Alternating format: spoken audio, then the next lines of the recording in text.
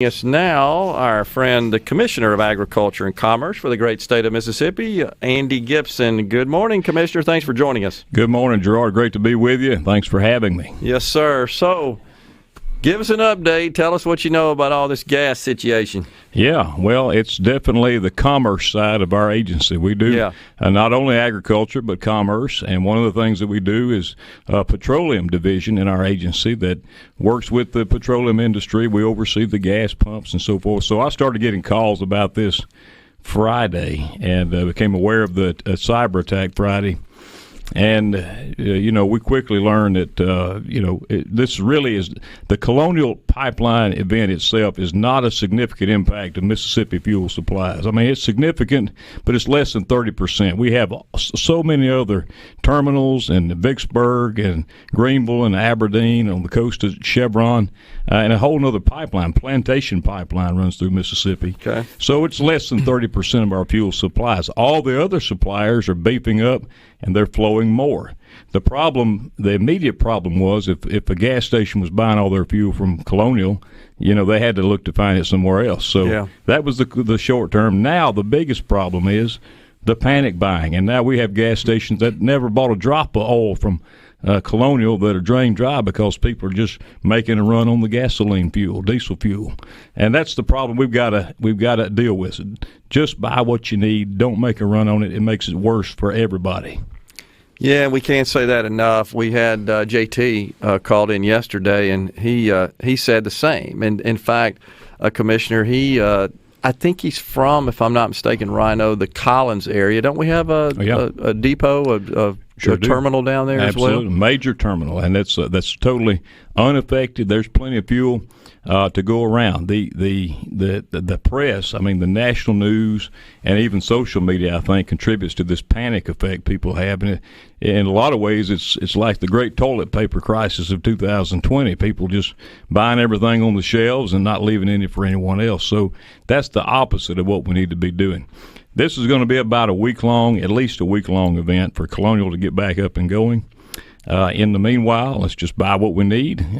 If you're traveling, I tell people call ahead where you're going, see if they got fuel at the stations so you can fuel back up for your return trip. And just use your common sense and use the fuel you need. There's no need to panic. There's no need to fill up all those gas jugs. I saw a picture of it yesterday. Somebody loading up their pickup with 10 or 12 gas jugs. There's no need to do that. We do not have a fuel shortage. We just have a temporary supply disruption that's being addressed in the near term. So, Commissioner, are there any change? You were sharing with me before we got on the air some changes in EPA policy with respect to blends. Yeah. And a lot of people may not realize we changed that depending on the time of the year. That's right.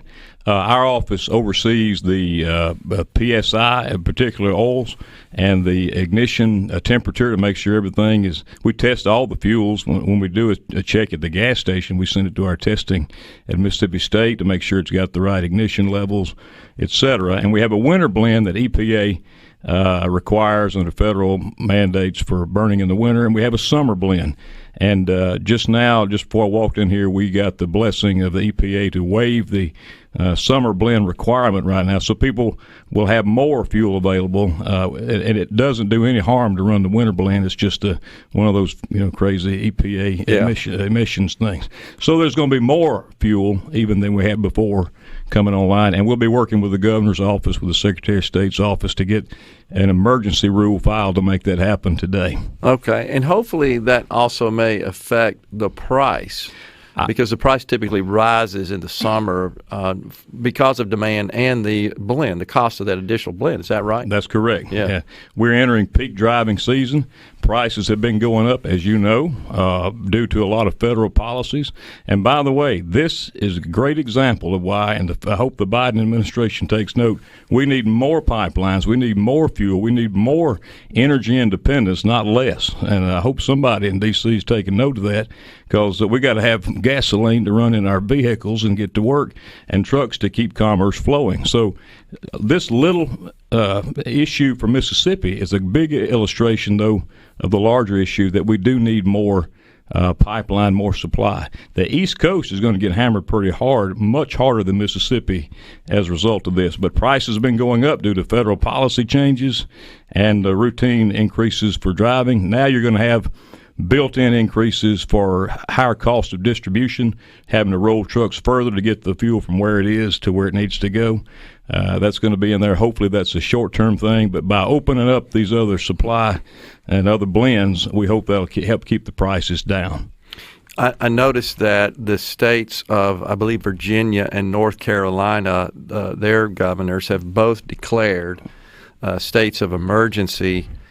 I'm not really sure what that means as far as dealing with this gas availability issue. How do you think that would is that something we need to do here in Mississippi, I guess, is a question. Let's bring it down. And then what would that mean if we did that as it relates to this issue? Well, I think that's the governor's decision of whether to declare a state of emergency. The price gouging impacts come into play when there's a state of emergency, like we had after Katrina. I think that's probably why some of those governors may be doing that. But really and truly, the only emergency we have in Mississippi is people just need to stop panic buying and just buy what we need. If we can get that under control and not fall in with the people going off the cliff, it's not the end of the world. This is a short-term issue.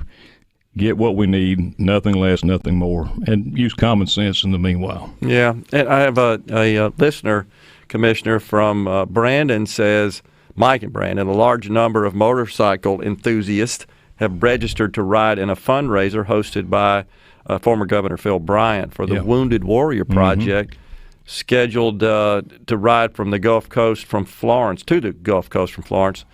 And so there's concerns are being discussed amongst that group right now, and you hate to see events like that start to get canceled and this issue start to factor in folks' plans. Yeah, I think hopefully if everything goes according to plan, if Colonial is able to begin opening back up on Friday of this week, the end of this week. And by the way, they have moved to more manual operations to get this pipeline back open. But if that happens, that's going to really ease the situation. But in the meanwhile, we've done really everything we can to increase supply. The Plantation Pipeline has increased supply. It's taken on some of the former Colonial customers to help them out.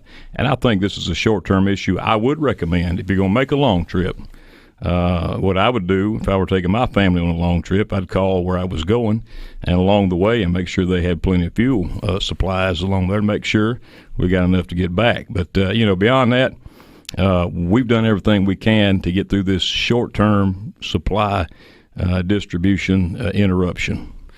Is your office in contact with the distributors, with those in the supply chain to get a feel for? Okay, so every day, many times a day, we're in touch with not only the Mississippi Petroleum Marketers Association, but of course the pipelines and the American National Petroleum Association as well.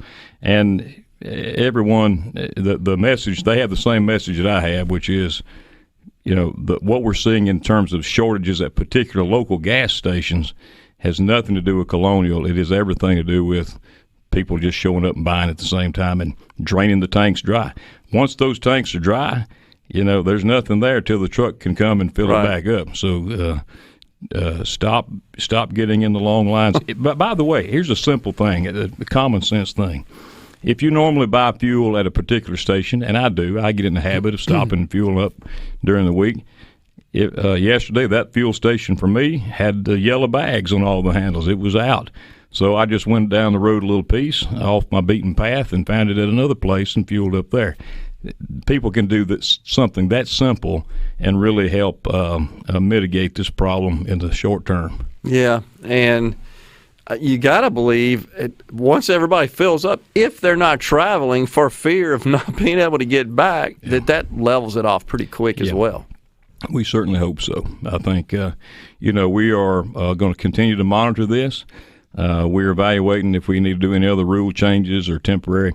One good thing the federal government did, the Federal Highway Administration lifted the trucker limitations on rolling, so they can roll longer periods of time that's going to help. But we still have a shortage of workers because people are staying home and not going to work. We need more truckers on the road.